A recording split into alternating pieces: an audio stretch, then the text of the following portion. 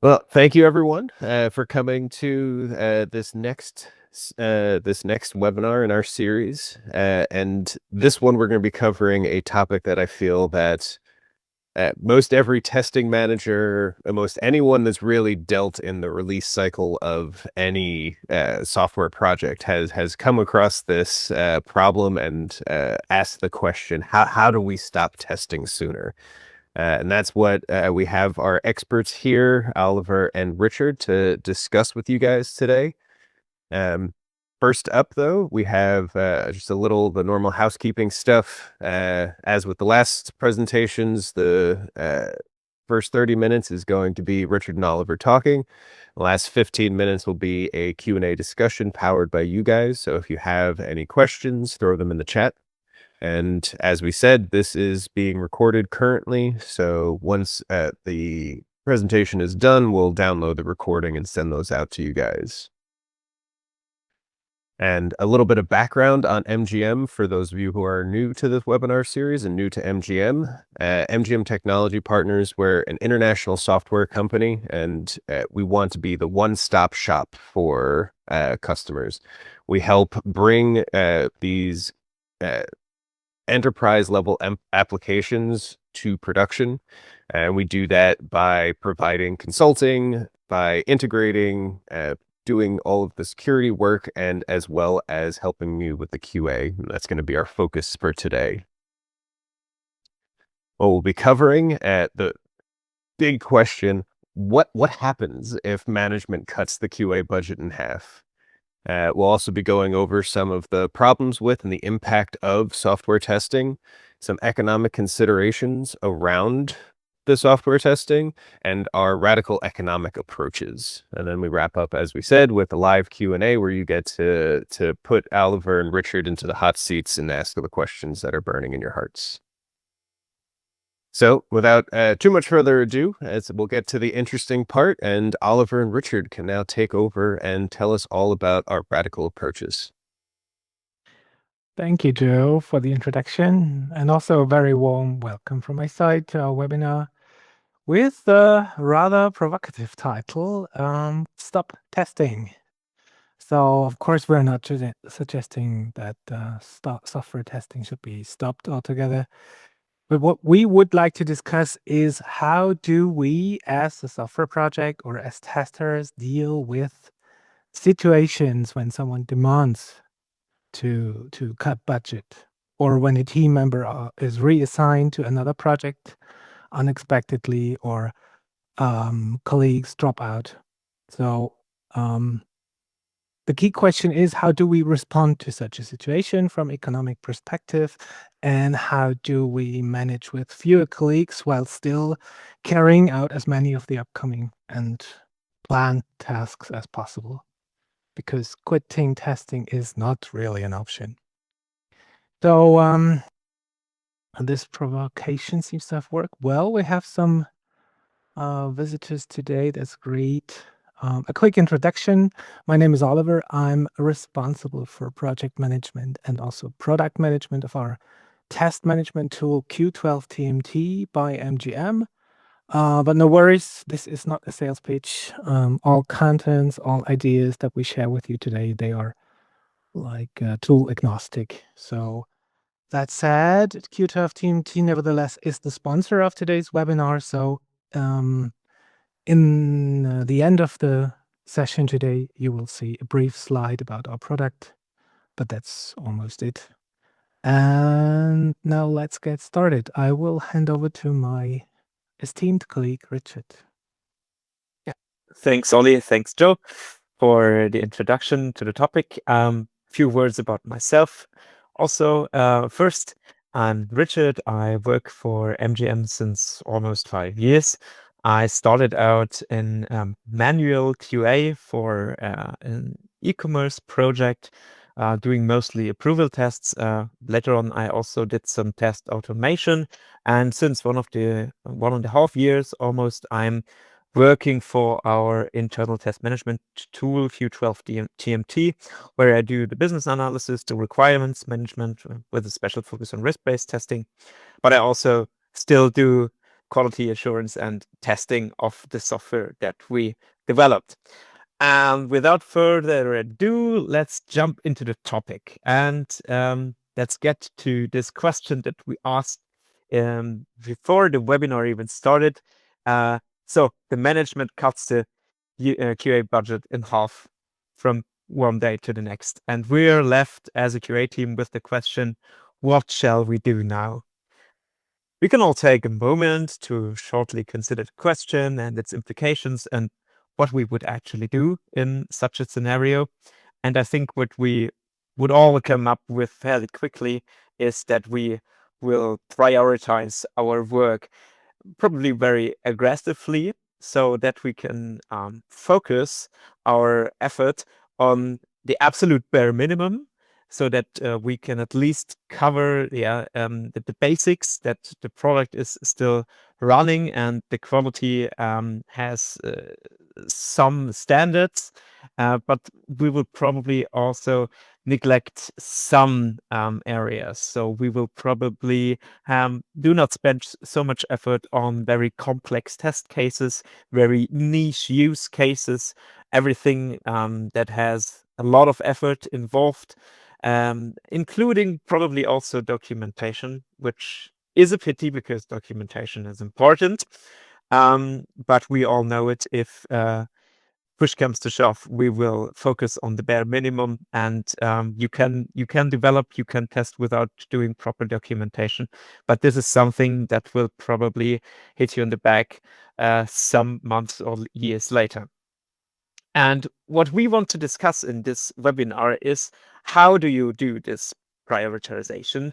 What are some strategies that you can use to do this effectively? And what are the pros and cons of the different strategies? So yeah, a short introduction to why this could also be important to you, not only in such a scenario, but in general. Because there are problems in software testing that you probably encountered or encounter in your day-to-day life. The first is something that I think everyone is familiar with. You do not have enough time to for your manual tests for every feature, for every release. You cannot test everything is something that you might have heard once or twice in your life as a tester.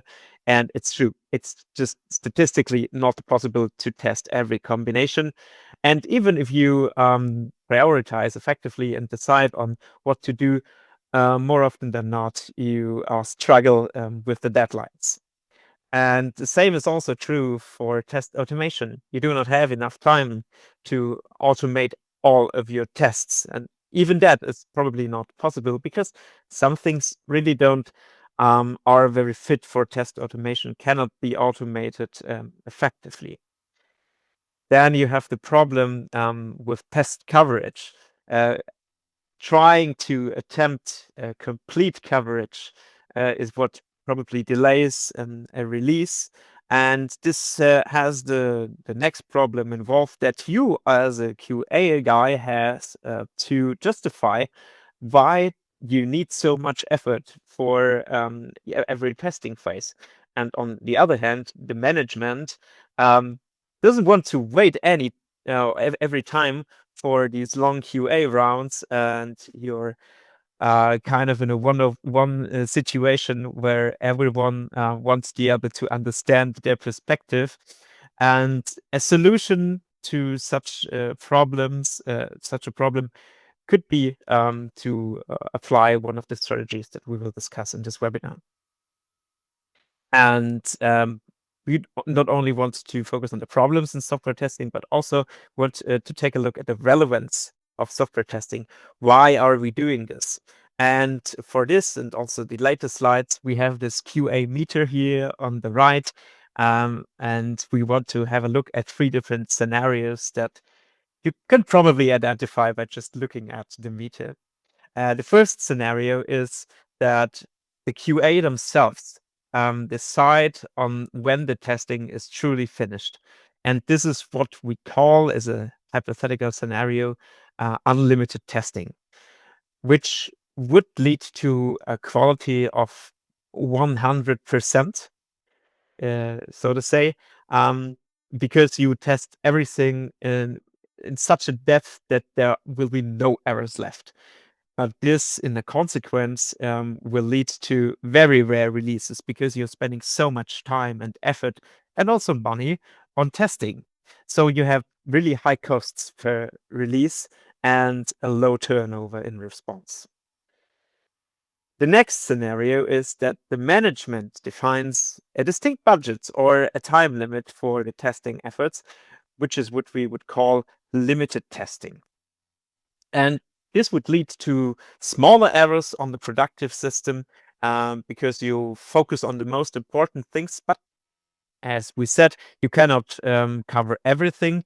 So therefore, there will probably be some smaller errors and defects which just slip through. But nonetheless, you will be able to have frequent releases with mediocre costs and also a mediocre turnover because you can release frequently. And the third scenario is no testing at all, hypothetically. And this would lead to very big errors on the productive system because you're doing no quality check. But you can release very frequently because you just don't bother with testing at all and have low costs or no costs for the QA effort. This would lead to a high turnover short term because you can spit out so much content in a short amount of time. But in the long term, your users will notice the big holes, the big errors that are there, and turnover would be low in the long term then. So, how would radical economic approaches fit here on this scale? It's some form of limited testing with a bias to the right side. So not no testing, but very limited, limited to the most extent, so to say. Yeah, and radical in the sense that we don't consider any other influences than the economics. Yeah, I already talked about that it's limited, and there are different approaches that we want to cover here, which are settled in different kinds of or different areas of the spectrum. And in the end, the decision for the testing process will be made from an uncompromising economic viewpoint only. Yeah, and this is the area that we are going to cover in the next couple of minutes. One may ask again, why do we need radical economic approaches? And Oliver already talked about it briefly in the beginning. There are some scenarios that could happen. One is that your team size is shrinking, either because a colleague leaves the project or the company, or because there are long absences because of parental leave, sabbaticals, a long sickness for one of your colleagues, and you have to deal with it. You still have to deliver the same quality, but with lesser colleagues. The other or one other scenario would be that you or the team as a whole will be given new responsibilities, so that your responsibilities are expanded into other areas that you from one day to the other have to cover, let's say, a huge amount of performance tests additionally to what you were previously doing, or that some people also have to work for other projects or spread their knowledge to new colleagues and so on. And there will be less time for the same work that you were used to do.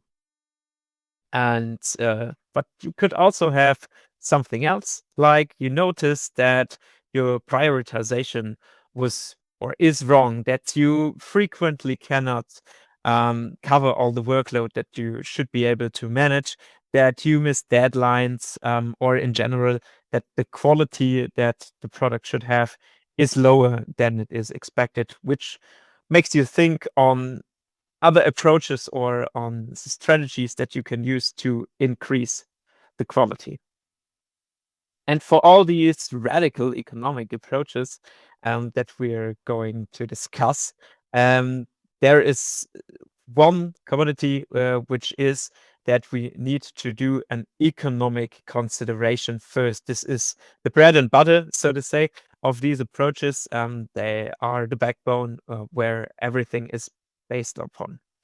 And to do such a consideration, we need to make a cost-benefit analysis, which on paper sounds very easy because you just have to take the benefits of a testing task and the costs, and yeah, you have to make some operations so that you end up with a net benefit. But you would probably ask, okay, that sounds easy, but what are the benefits of testing and the costs, and how can I quantify it?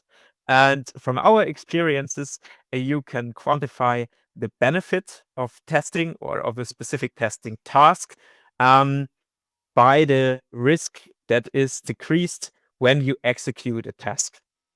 You can calculate it by, for instance, estimating the likelihood of an error occurring or that you will uncover by a specific test task, and the potential impact that an error for a specific feature would have on your productive system and on your wallet in the end. But you can also do it by an estimation in more broad categories. And this is the occasion where I want to point to a previous webinar of ours, which was focused on risk-based testing. You can watch it on YouTube, for instance, if you want to broaden your knowledge on that regard. And on the other side, we also want to quantify the costs. And these are mainly the work time, the costs that you have to have for your testing infrastructure, and also the opportunity costs. Because the more time you spend on testing, the less time the product can generate revenue for you. And having everything of this in the equation will yield you the net benefit. And what does it look like as a really distinct formula? We can take a look at the next slide. The net benefit is the risk of a testing task minus a term which takes into account the costs of work, the costs of the infrastructure, and the expected turnover as a standard for the opportunity costs. And every one of that is dependent on the time. So we can take the time here before the brackets and make it a factor for this equation. It still sounds very theoretically, so let's take a look at an example here. With this, parameters, for instance. So previously or during the risk analysis, we quantified that the potential impact of an error for a specific feature would be $5,000. And the likelihood of it occurring, we estimated to 10%. And this yields in the end a cost of, or a risk cost, so to say, a benefit by decreasing the risk of $500. And for the other parameters, for the working costs, infrastructure costs, expected turnover, we could set specific values per year. For instance, for the work costs for a single person doing the test would be $73,000 per year, including all the stuff that you need to pay for a worker in your company. And this yields $35 per hour. The same we can do for the other costs. And we say the specific testing task that we look at has an estimated execution time of 1 hour. So we can take our formula that we discussed earlier and fill in all the parameters. And in the end, this gives us a result of $448. This is the net benefit of such an exemplary testing task, which tells us it's beneficial to do so. We will probably get a value of $448 by performing this task, and therefore we should do so. Let's take another example with slightly adjusted values. So instead of an expected impact of $5,000, we have another feature where we think, okay, if something goes wrong here, then we will probably have a loss of maybe $1,500. And the risk or the likelihood is also lower, 5%. So here in the end, we would end up with $75 for the risk. Everything else stays the same, except for the time. In this example, we have a testing task which takes 1.5 hours to execute, and we can again take the formula, fill in the parameters, and this leaves us with a net benefit of -$3. Okay, what happened here? So the costs are actually higher than the benefit that it would provide for this specific testing task. And we would lose $3 by doing so. So we should probably omit it. So this is the basis for the calculations, which you can use for all the approaches that we are going to cover next. And this is the point where I jump into this part of the presentation about the approaches themselves. We have prepared 4 different strategies, 4 different approaches that we want to show to you. And the first one is the classical risk-based testing. I don't want to get too much in depth on this because we had our own webinar only talking about risk-based testing. We'll just cover the basics, which is it's a kind of limited testing strategy, but more oriented to the left from all of these approaches that we are going to present to you. And the principle here is that you execute all of the test cases that you have in the decreasing order of the net benefit.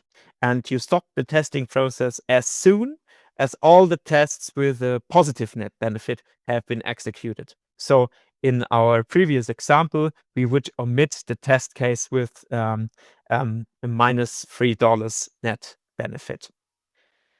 The benefits of the risk-based testing are that it's very simple. RVT is a well-known practice. It's practiced since, I think, decades in the testing community, and almost everyone has heard of it. And if not, most testers already do this by their gut feeling, but not with some hard numbers, so to say. And the drawbacks are that with this approach, the dependencies of tests and test cases with each other are not considered.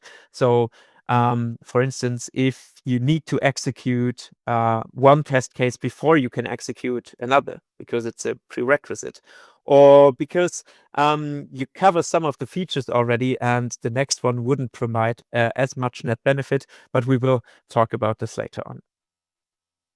The second approach is risk-based testing under time pressure, which goes more to the right side of our QA meter here, and is more limited because you establish a deadline before the testing phase until the testing has to be finished, or at which point it will just be stopped, regardless of how much progress you have made.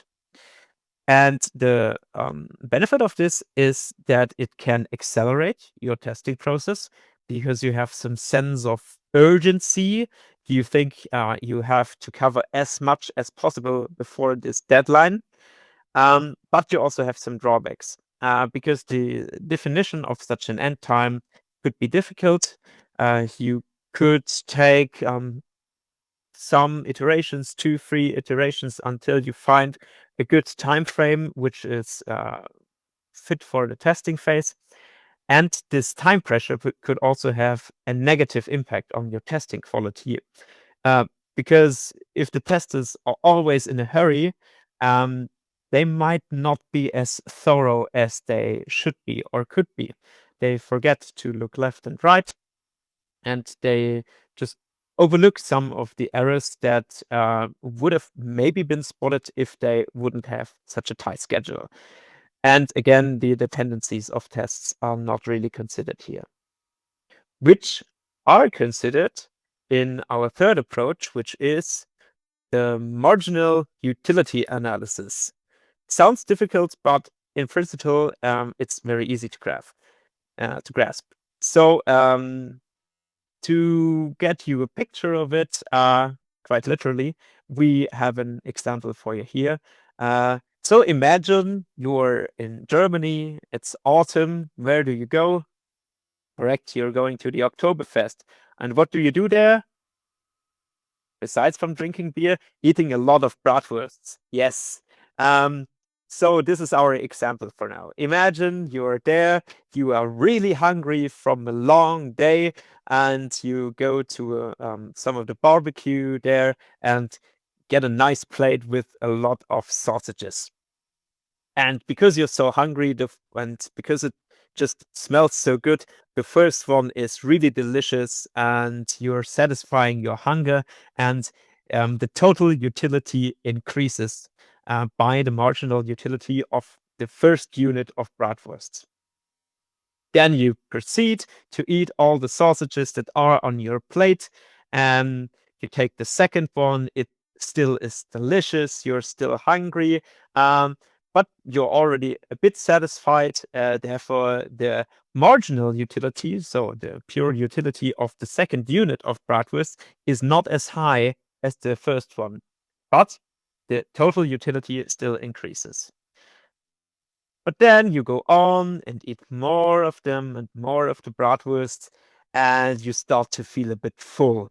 And you think to yourself, why did I buy so many of them? Um, my eyes were bigger than my stomach again. Why do I keep making the same mistakes? But yeah, you spend a lot of money on it, and there you go again and stuff everything into yourself. The third bratwurst may be still a bit beneficial to you, but from the fourth on, it doesn't taste so good anymore. You are already full, and after this, you try to finish your plate, but you're getting maybe a bit too full, and your stomach aches, and therefore, or this means that the marginal utility of the fourth and fifth and sixth units of the bratwurst is even negative. It doesn't provide any value to you. And in the end, this also means that the total utility goes down. Here in the end, it's even below the point where we started. This means that you're not feeling so well at all and might have to leave the Oktoberfest, which is a pity. And this principle can also be applied to testing. As a marginal utility analysis for specific testing tasks. And what you do here is that you dynamically consider the benefits of the already executed tests, or of the tests and their dependencies on already executed tests.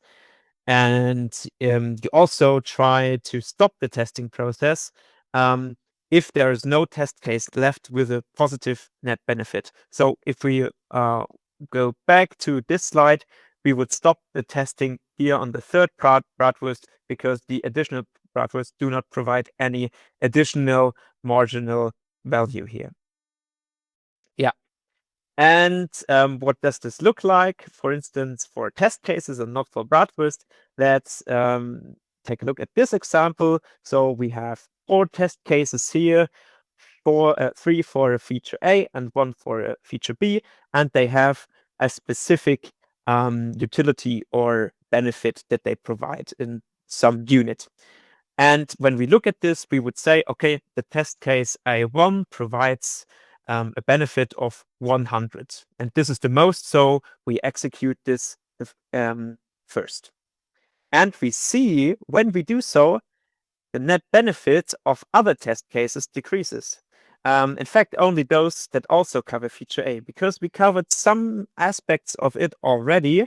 The benefit that these additional test cases for feature A provide gets decreased.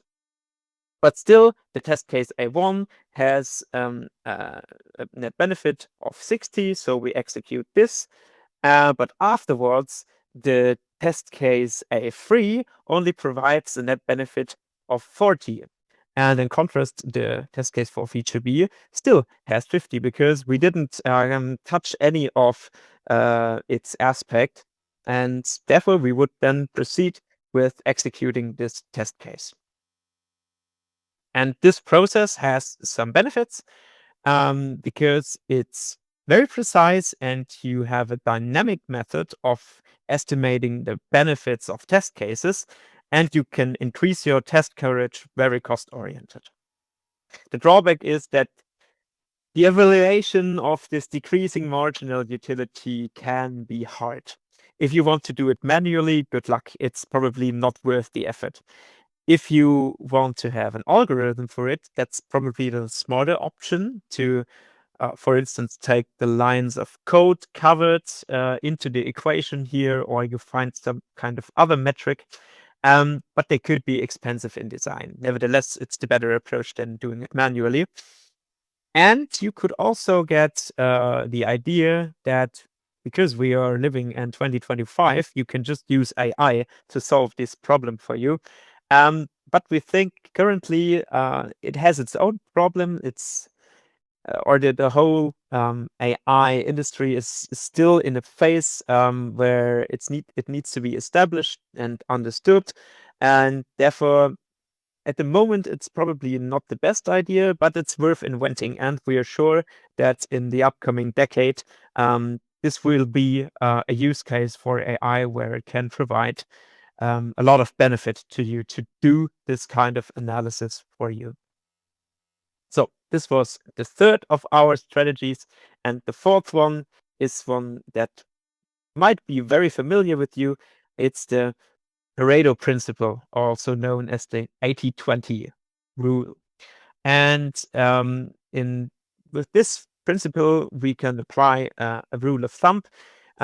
We can say, or we can estimate that 20% of the features or 20% of the code are responsible for 80% of the errors. Or to put it in another way, with just 20% of your tests, you can reveal 80% of the errors, or you can cover 80% of the risks.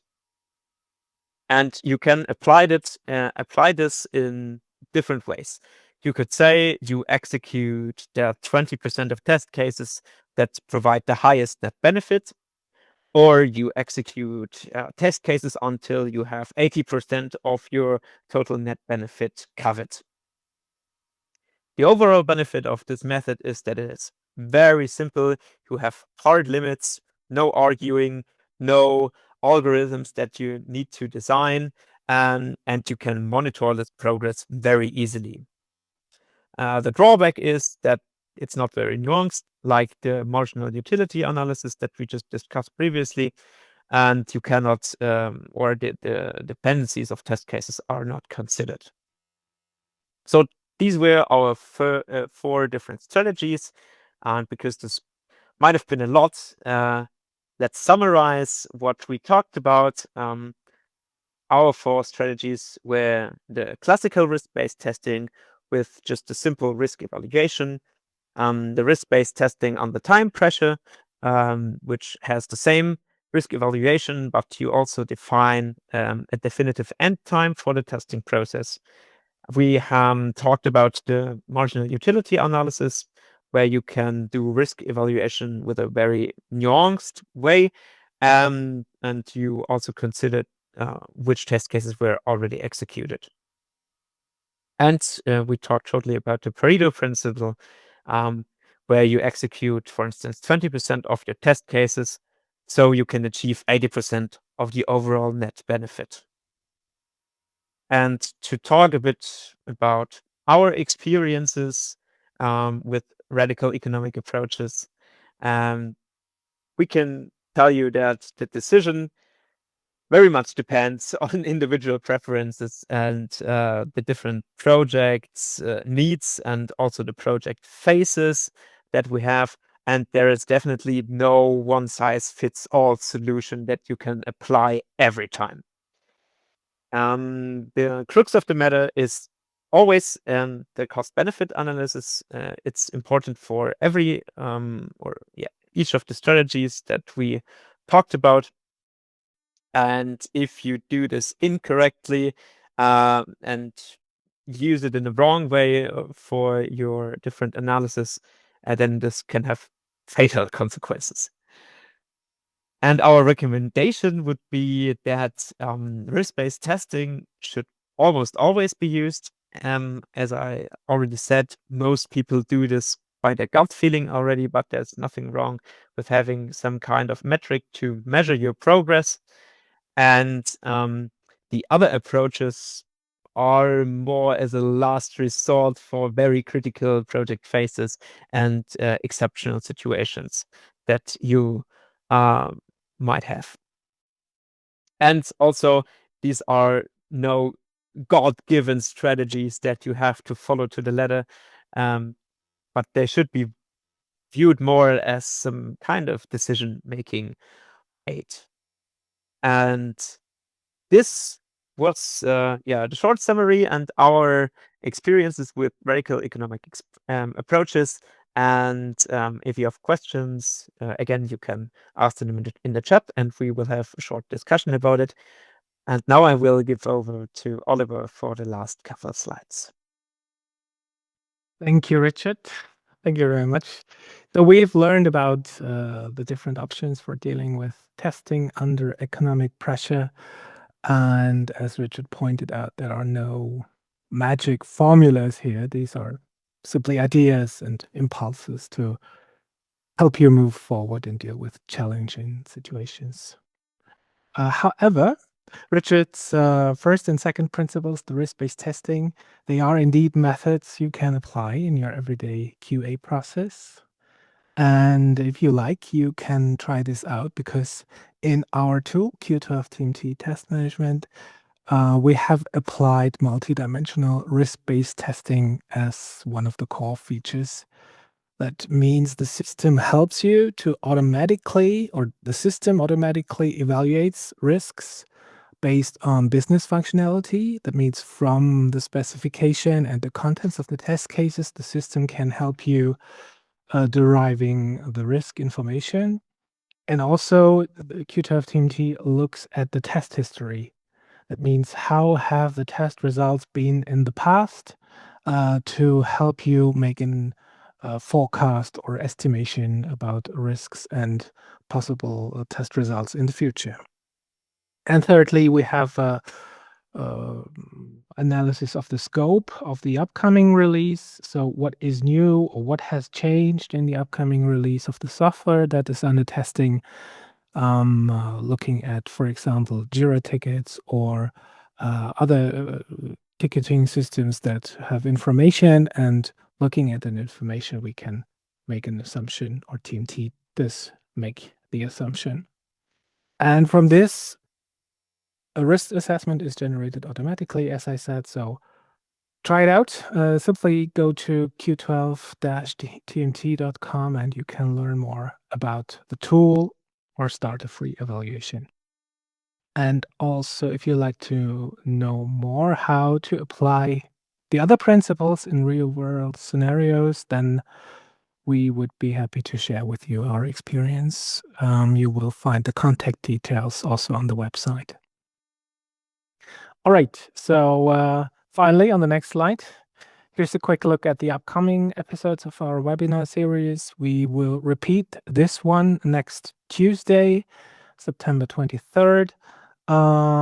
And all the other webinars from the past and also from the future, you can find them either on YouTube for the past webinars and just watch them on demand. And for the future webinars, head to our website, q12tmt.com, and you can inform yourself about more information.